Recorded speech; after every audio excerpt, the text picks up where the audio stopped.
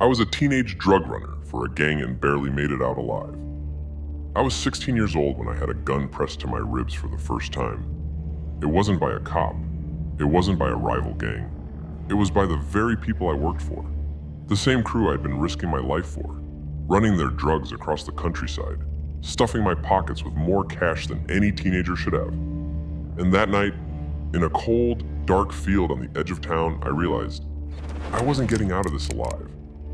I used to ride my bike down Main Street with no helmet and no care in the world. Me and my best friend would play video games until 3 a.m. and complain about how boring our town was.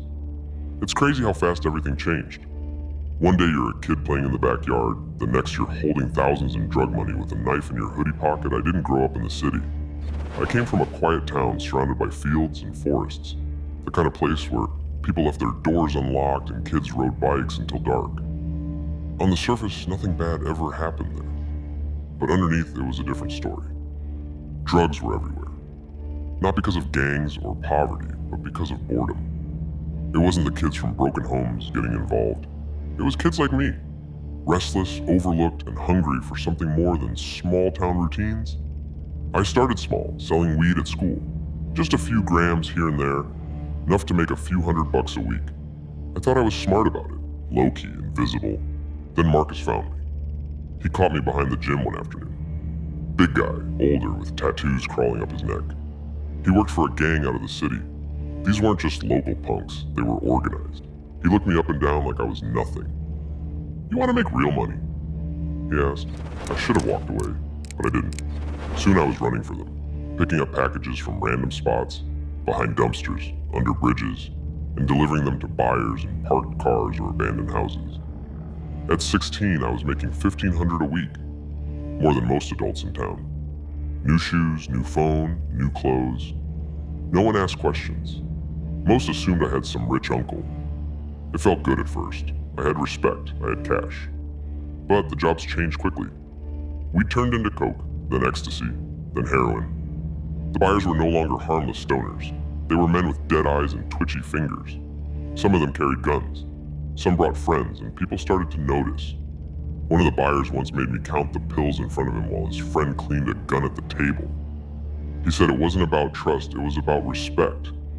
I nodded and smiled like it was normal, but my hands were shaking. If I miscounted, I had no idea what they'd do. One time I saw a squad car pass as I was walking to a drop. My hands were sweaty, my heart pounding.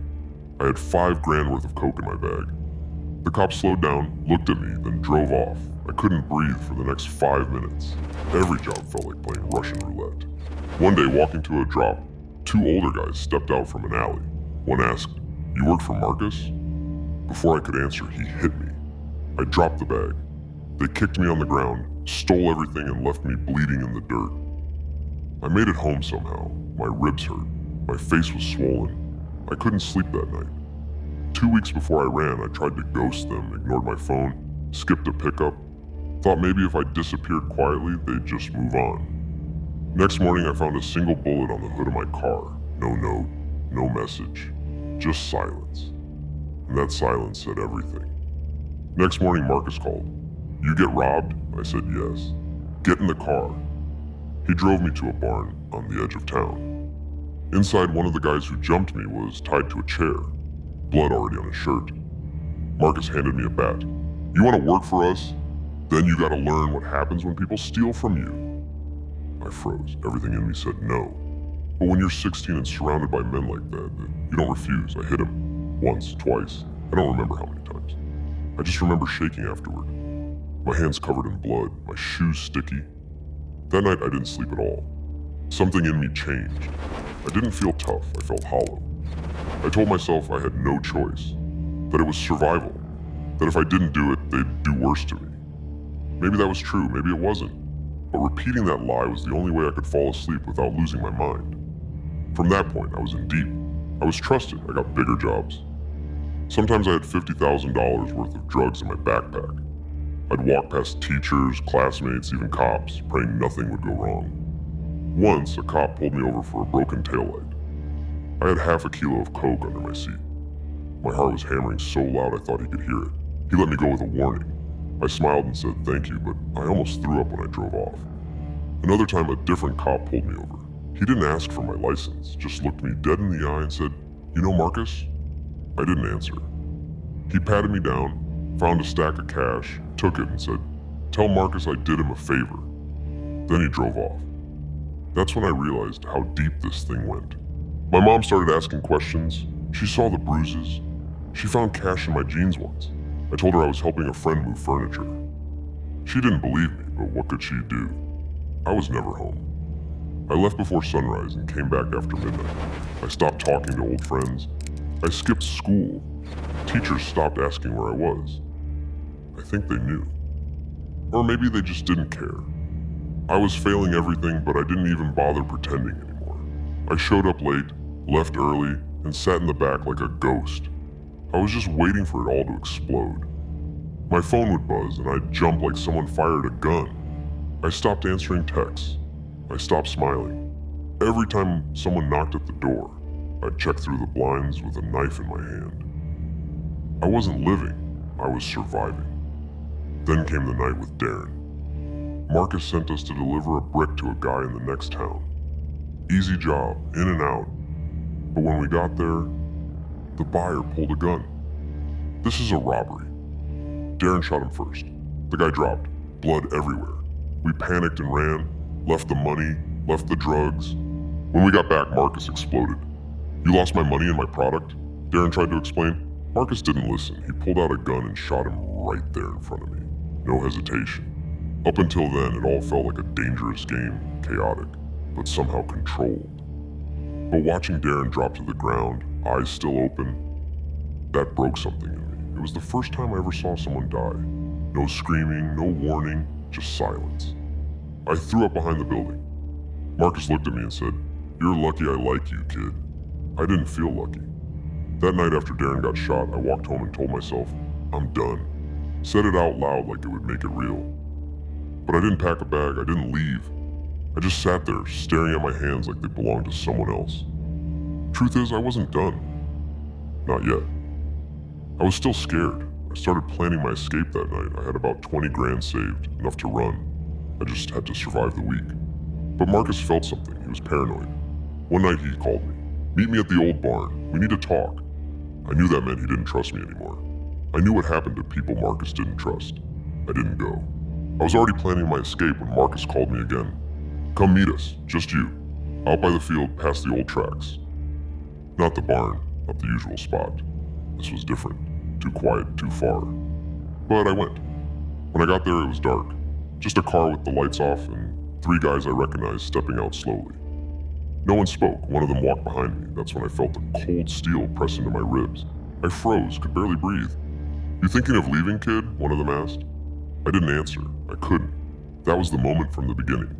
That night in a field on the edge of town with a gun to my ribs, I knew I wasn't getting out alive if I didn't act, but something saved me. One of them got a call. They stepped away for a second. I ran. I didn't look back. That's when I knew this was it. No more hesitation, no more pretending I wasn't next. Instead, I packed a bag, took all the cash I had, and left that night. I turned off my phone, ditched my car, and took a bus out of state. I used cash for everything. No cards, no ID. I got help from someone I barely knew in a different town. A guy who owed me a favor set me up with a place to stay. The first few weeks were hell. I jumped at every sound. I thought every car that slowed down outside was Marcus's people. I didn't sleep more than 3 hours at a time.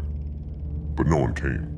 I walked to work, even in the cold, just to avoid security cameras. I memorized every parked car on my block. If one was new, I'd change my route. I never used the same gas station twice. I didn't feel safe. I felt hunted. And maybe I still am. A few weeks after I left, I saw a black SUV parked near the bus stop where I worked nights. Same one, 3 days in a row. I didn't wait to find out. Switched cities the next morning. I didn't care if it was random. I wasn't taking chances. A year later, I heard Marcus got raided and got 25 years. Most of the guys I worked with were dead or locked up. I got out. I still remember one night clear as day. I was sitting on a rooftop, counting money under the moonlight, thinking I was untouchable. 24 hours later, one of the guys from our crew was dead, shot in the head over a mix-up that wasn't even his fault. That was the last time I smiled while holding cash. Now I work at a loading dock. Nights, quiet. No one asks questions. I pay cash for rent. I keep to myself. I still don't use my real name. I haven't called home. I don't even know if my mom thinks I'm dead.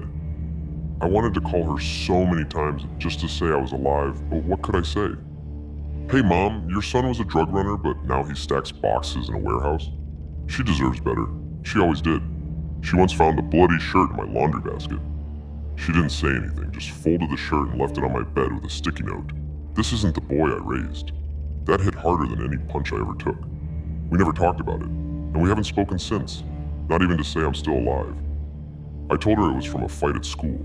She didn't say a word, just stared at me like I was a stranger. I think that hurt more than anything Marcus ever did. Sometimes I wake up sweating. I hear gunshots in my dreams. I see Darren's body drop again and again. I haven't touched $1 of that money I saved. Every time I think about spending it, I remember where it came from. People think gangs are exciting, that it's fast money, respect, power. Let me tell you what it really is. It's lying to your mother's face. It's beating someone half to death in a barn. It's watching your friends bleed out on the pavement. It's being 16 and thinking you're invincible, until you're not. Easy money comes with a price. And one day you're gonna have to pay up. I paid with my soul. Others paid with their lives. No one gets out clean. So if you're thinking about stepping in, ask yourself if you're ready to lose everything, even your name.